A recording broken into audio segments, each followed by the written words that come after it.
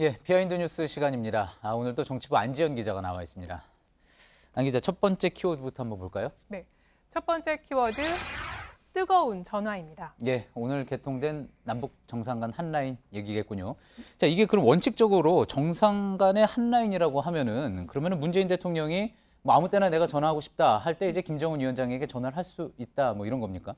물론 기술적으로는 가능한데요. 실제로 그렇게 이루어지기는 쉽지 않을 것으로 보입니다. 예. 오늘 이 점에 대해서 청와대 고위 관계자에게 물어봤더니 남북 간 한라인도 실무급 단위에서 조율하고 서로 합의를 하는 것, 이렇게 설명을 했습니다. 실무진이 먼저 이제 통화를 한다는 거군요. 맞습니다. 예. 그러니까 이 역시 고도의 외교술 중에 하나이기 때문에 아무 때나 시도 때도 없이 할 수 있는 건 아니라는 설명이었습니다. 예. 자, 그럼에도 중요하고 정상들이 어쨌든 쉽게 이야기를 나눌 수 있다는 거는 상당한 의미가 있는 걸 테고요. 자, 이 남북 정상 간의 한라인 생긴 걸로만 봐서는 일반적인 전화하고는 어떻게 다릅니까? 네, 맞습니다. 일반적인 생김으로 보면은 우선 다른 전화기와 크게 다르지 않습니다. 예. 보시면 흰색 유선 전화기로 다른 점이 있다면 보시는 것처럼 남북 정상 간 직통 전화라는 스티커가 붙어 있는 정도인데요. 저 사진이 이제 오늘 실제로 전화 통화가 된 한라인 전화기군요. 네, 청와대가 공개한 바로 그 모습인데요. 예. 또 오늘 공개한 영상을 보시면 오늘 남북 간 시험 전화 통화를 하는데 이 송인배 부속실장이 일반 전화처럼 이 통화되기 전에 다이얼을 누르는 모습도 보입니다. 예. 이 점이 그동안 남북 간 직통 전화의 모습과는 좀 다른 건데요. 예.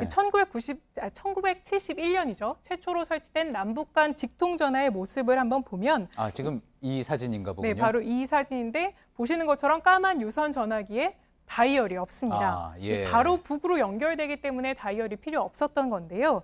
또 다른 사진도 가져와 봤습니다. 올해 초에 재개통된 이 판문점 안 남쪽 자유의 집에 설치된 남북 직통 전화입니다. 역시 이 남에서 북쪽으로 전화 거는 전화와 받는 전화만 분리돼 있을 뿐 역시 다이얼은 없었습니다. 예, 그렇군요. 자, 저 전화기는 그러니까 정상 간의 전화기가 아니라 이제 당국 간의 전화기였던 거고.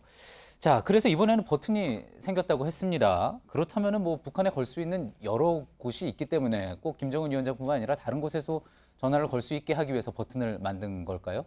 그거는 확인되지 않았습니다. 확인하려고 전화해봤더니 이 보안상의 문제라며 자세한 내용은 밝힐 수 없다고 밝혔습니다. 예. 또 해당 전화기는 우리 측에는 문재인 대통령의 직무실에 설치된 거고요. 북측은 김정은 위원장이 있는 노동당 청사에 설치된 것으로 추정되나 정확한 위치가 밝혀지진 않았습니다. 예, 그렇군요. 자, 이번에 설치된 게 남북 정상 간의 한라인 직통 전화입니다. 그런데 이제 다른 정상들과도 우리나라가 이제 한라인을 가지고 있잖아요.